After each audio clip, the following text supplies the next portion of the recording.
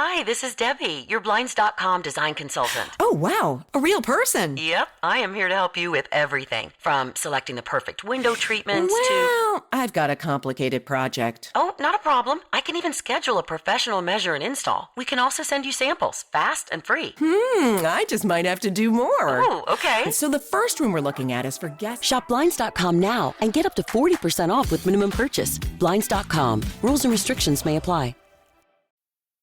Your snacking routine can get a little dull. Time for an Oikos remix or Light and Fit remix.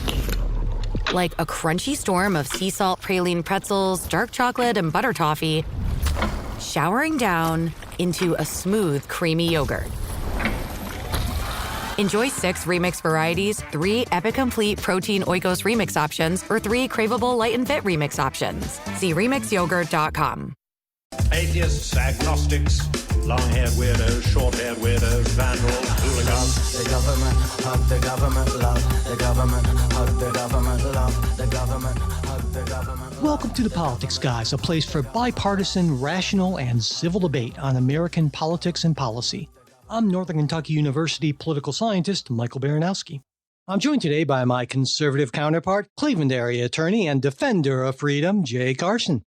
Hey, good morning, Mike. Hey, Jay. So I mentioned on the weekend show that we were going to be talking about law firms. But before we get to Donald Trump's, I'll say, targeting or attacks on law firms, I want to talk about something I'm pretty sure we're going to be largely in agreement on, but we'll see. Nationwide injunctions. Now, they can be pretty polarizing. I say as a general rule for most people, if they stop something you want stopped, they're great, right? I mean, when Trump appointee Robert Summerhays enjoined the Biden administration lifting Title 42, or when Judge Hanson issued that nationwide injunction barring approval of new DACA application, there were a lot of Republicans who were like, yeah, that's go, nationwide injunctions. But it turns out they're a real bummer if they're going against you, and a lot of Republicans are experiencing that now. And so to me, it's not too surprising to see several recent attempts from the right to limit the authority of federal judges to issue these injunctions that cover more than just the parties to the case or their jurisdiction. One of these efforts comes from Missouri Senator Josh Hawley. This would disallow district court judges from issuing injunctions that apply outside of their judicial district. There's also what I would characterize as a less intrusive bill from Tennessee Representative John Rose that would allow for a direct appeal of nationwide injunctions to the Supreme Court. But it's also possible that this practice could be ended without any legislative action. There was an article recently in the Wall Street Journal from law professor Elizabeth Foley. She points out that nationwide injunctions are issued under something called Rule 65 of the Federal Rules of Civil Procedure, which is entirely silent as to whether injunctions can apply nationwide or to parties before the court or to that judicial district. And there's a thing called the Rules Enabling Act of 1934, in which Congress gave the Supreme Court the authority to alter these rules of civil procedure. So under the law, presumably the court can make changes, in fact has a number of times, but they have to submit any changes to Congress by May 1st. The changes go into effect on December 1st unless Congress passes legislation rejecting the change. So the idea here would be that the Supreme Court could just say, well, no more nationwide injunctions, and that would take care of it. Now, Jay, you and I have talked about nationwide injunctions in the past. I'm pretty sure I know where you're going to land on this one. You're not a fan, right? I'm not a fan, no. And I'm not either. So, but I wasn't a fan even when they were going against, obviously I like these, right, policy-wise, but I'm still not a fan. But why don't you explain why you're not a fan? So why I'm not a fan is what this does is, I think, improperly injects the court system into, because in most cases, these are policy type issues, right? The original idea of injunctive relief is to, enjoin something from happening. In this case, it's typically to enjoin the enforcement of some policy that one side or another believes to be improper, unconstitutional, whatever. Sometimes just they believe to be unwise. And injunctions typically are, well, not typically, they're always reviewed on four criteria. One is the likelihood of eventual success on the merits. Two, whether there will be irreparable harm to the parties in the absence of the injunction. And those are really two biggest factors. And there's also the look at how it affects other parties, sort of a balance of harms, and then, what public policy might have to say. So that criteria that's in Rule 65, and it's been there for forever. And the idea is that injunctions should be fairly rare, safe, legal, and rare to some extent, right? Because enjoining a law that has been enacted is a big deal. So what has happened is that anytime any sort of law goes into effect or administrative action, the parties mobilize to try to stop it, and they will find a court which they believe to be a favorable venue, where they're likely to get a favorable judge, in order to order this to stop on a national basis. And these injunctions are typically done. Preliminary injunction hearings are kind of like mini trials, and it's a matter of you don't have the all of the discovery that you do in a regular trial. You don't have really the length of time that you do in a regular trial. They're sort of abbreviated processes, and you get this situation where you have one district court judge setting national policy for the entire country. That's bad for a couple reasons. One, it does tend to, it is sort of anti-democratic, and you could say, well, listen, the court's supposed to be a check on administrative excesses and excesses of Congress, and that's completely right. But it's something else to say I'm banning this for the entire country. Typically, injunctions apply only to the actors in the case. Now, the problem, of course, sometimes the actor is the president of the United States or the head of the Department of Homeland Security. It's going to naturally have national implications. But that's one problem, the sort of the anti-democratic piece of this, right? That people can say, hey, look, I voted for all these policies, and here's this one judge who nobody ever voted for is upending all of this. Second piece, and that can lead to distrust in the court system. As you pointed out, a lot of these are politically charged, and they go either way, and people cheer or boo, depending on what side they're on. And you get statements like you do from Donald Trump that this is, a crazy Biden judge or Clinton judge or Obama judge who's doing this, and we should impeach him and so forth.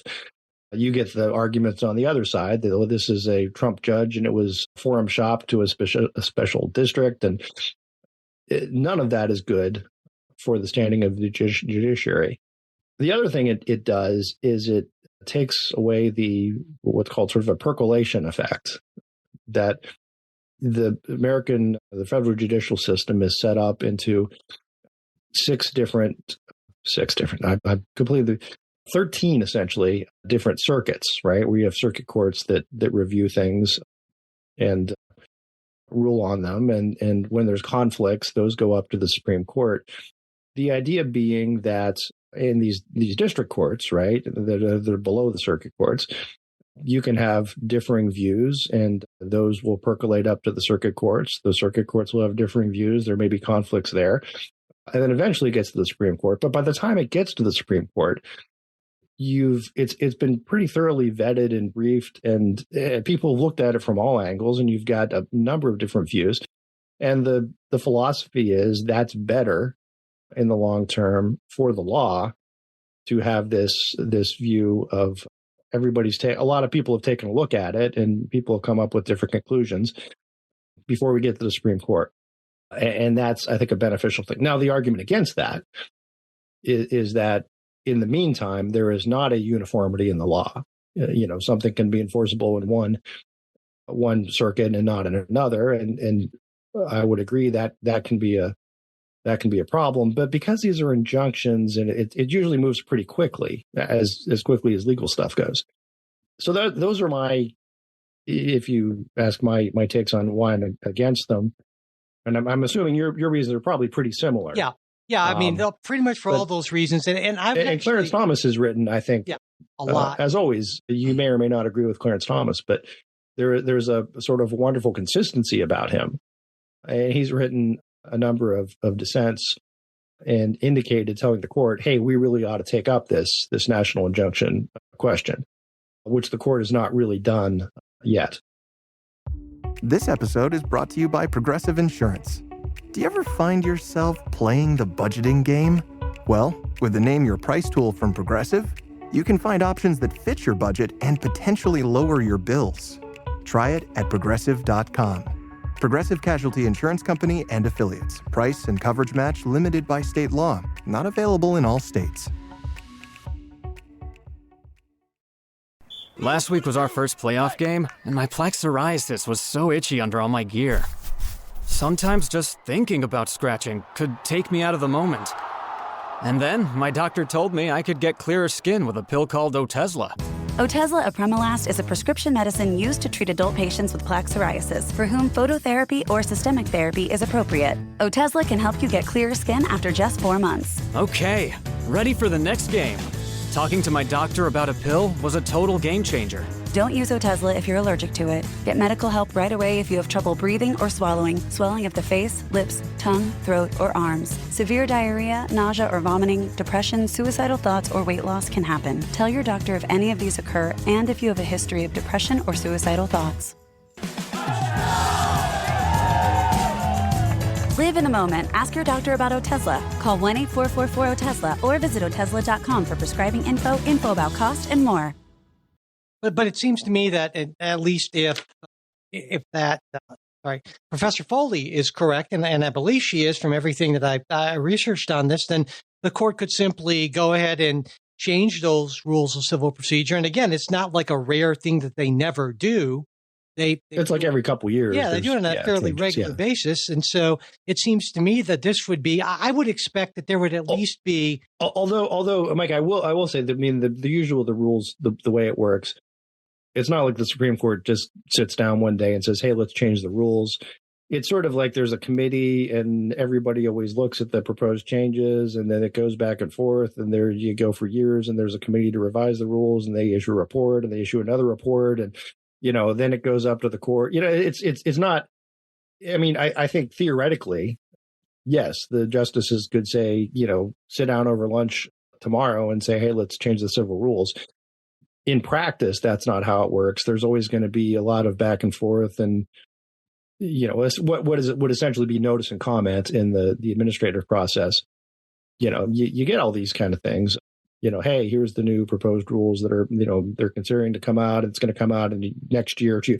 So, yeah, these revisions happen every couple of years, but they are heavily, committeeified, right? It's not just that there is a. So if what I'm saying is if the Supreme Court were to do that, and especially on something which is as controversial as nationwide injunctions, I think the processes would be more complicated than what Professor Foley describes. Lengthier, yeah. And I guess I feel that of those three suggestions or proposals that have been put out there in the last, week or two, that one is the one that I am most comfortable with. I would rather have the judicial branch take care of its own business internally without getting these sort of separation of powers issues. That would be my number one. I like that best. I think it's a little more problematic, sort of what Senator Hawley's legislation, just simply having Congress tell the courts not, but certainly they certainly can do that, right? I mean, right. Congress can set the jurisdiction of the federal courts. And I sort of understand the idea behind Representative Rose's thing, which I know it sounded like you were the least thrilled with, the idea of getting this resolved as quickly as possible by just basically taking the appellate courts out of the mix. And it sounded like you gave kind of like a ick sort of response. I did. I said, no. And my reason for that vocalization was that my concern is that it would just swamp the Supreme Court, right? It would sort of be this automatic ticket for everybody anywhere to get. I mean, if what you described and if what I understood is sort of an automatic review, then yikes. I mean, this is what people refer to as, the ominous shadow docket, and all that, which is already too much that goes on there. And I think this would just be a drain on the court. If you're looking for, if one of the aims of this whole exercise on nationwide injunctions is to preserve and or bolster the reputation, the confidence, the legitimacy of the court, I think that hurts. Yeah. And I think really I don't expect this to change, because regardless of what each party will say when the injunctions go against them, they like having that in place for when they're going to. It's kind of like the filibuster in that sense. And so I don't see enough members of Congress being for this to be able, and even certainly a president, well, it depends on how it would be worded, but I just don't see this changing. And I think it's too bad, because I agree with you, with Justice Thompson. In fact, when I was going back and forth with this, trying to make arguments and test them with GPT, it said at one point that I was channeling Chief Justice Marshall and Justice Scalia. So I figured, well, I got to be right. I guess well, there you go.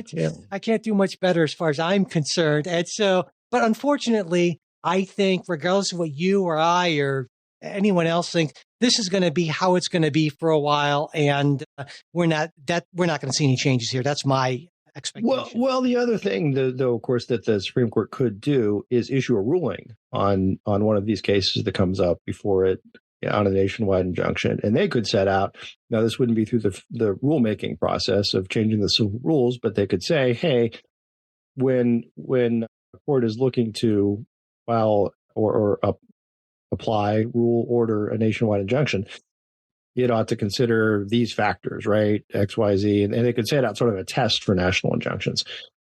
That's another possibility. That's, again, that question has been teed up a number of times. And Justice Thomas has a number of times on his own said, hey, we should really do something about this.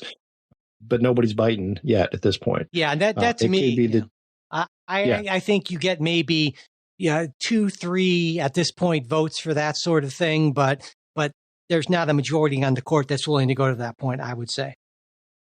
We hope you enjoyed this preview of our supporters exclusive midweek show. If you'd like to hear the rest of the episode, we hope you'll consider becoming a supporter. Supporters get ad-free access to all of our shows, membership in our Politics Guys Discord group where you can join in on the conversation, and other benefits at different levels of support.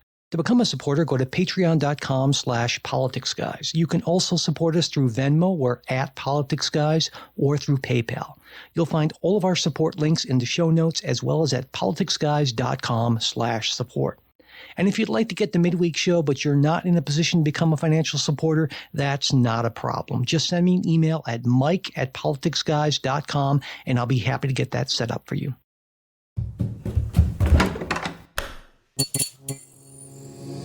This podcast is part of the Democracy Group,